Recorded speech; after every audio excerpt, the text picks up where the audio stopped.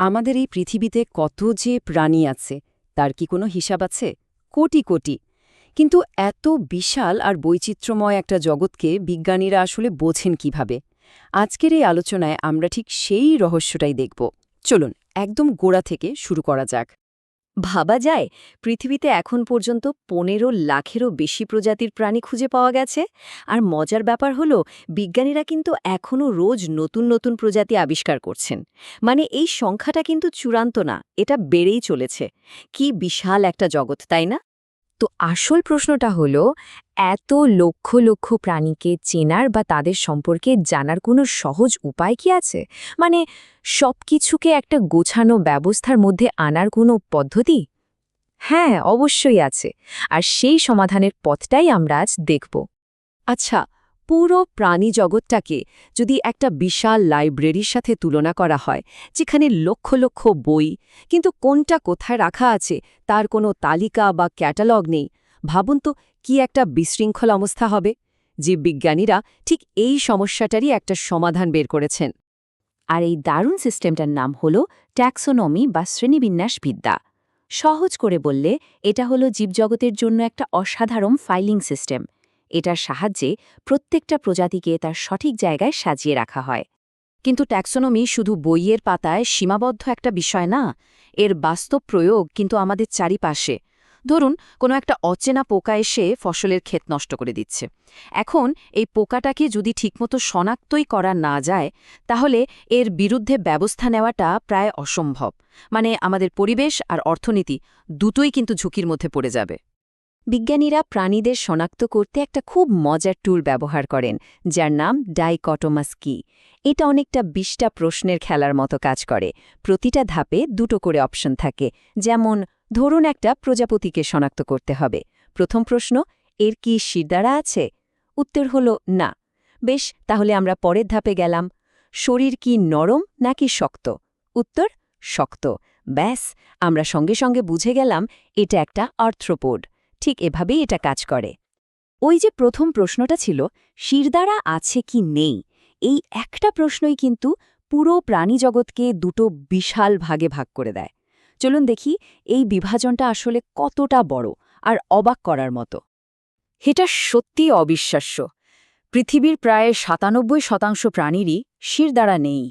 মানে আমরা সাধারণত বাঘ, সিংহ, পাখি, মাছ, এমনকি মানুষের মতো যে প্রাণীগুলোর কথা ভাবি, তারা সবাই ওই ছোট্ট ৩% মধ্যে পড়ে।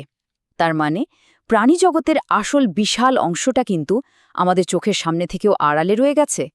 এই টেবিলটা দেখলেই দুই দলের মধ্যে প্রধান পার্থক্যগুলো পরিষ্কার বোঝা যায়।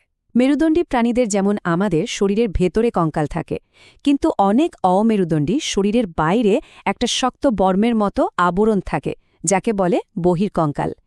এই একটা মাত্র মৌলিক পার্থক্যই কিন্তু তাদের বেঁচে থাকার কৌশল থেকে শুরু করে সবকিছু একদম বদলে দেয়।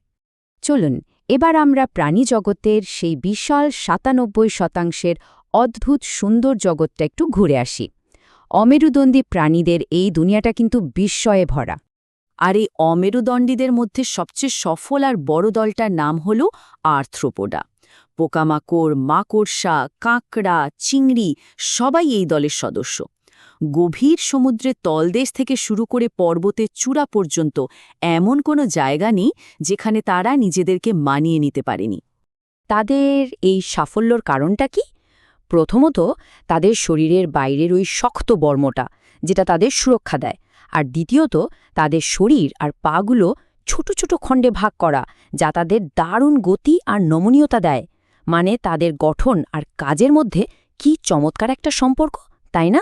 বেশ, এবার চলুন আবার মেরুদণ্ডী প্রাণীদের কাছে ফেরা যাক আর বিবর্তনের সবচেয়ে নাটকীয় গল্পগুলোর একটা শুনি, কিভাবে জীবনের শুরুটা জল থেকে স্থলে হয়েছিল।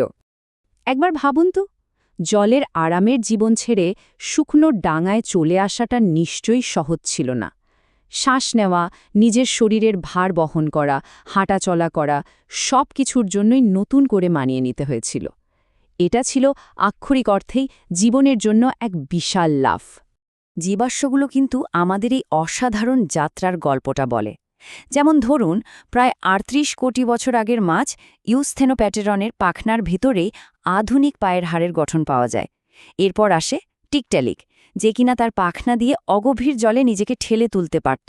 আর শেষে ইকথিওস্টেগার মতো প্রাণীরা স্থলে হাঁটার মতো শক্তিশালী পা তৈরি করে ফেলেছিল। কি দারুণ একটা বিবর্তন! আচ্ছা, স্থলে টিকে থাকার জন্য কিন্তু মেরুদণ্ডীরা নানা রকম কৌশল বেছে নিয়েছে।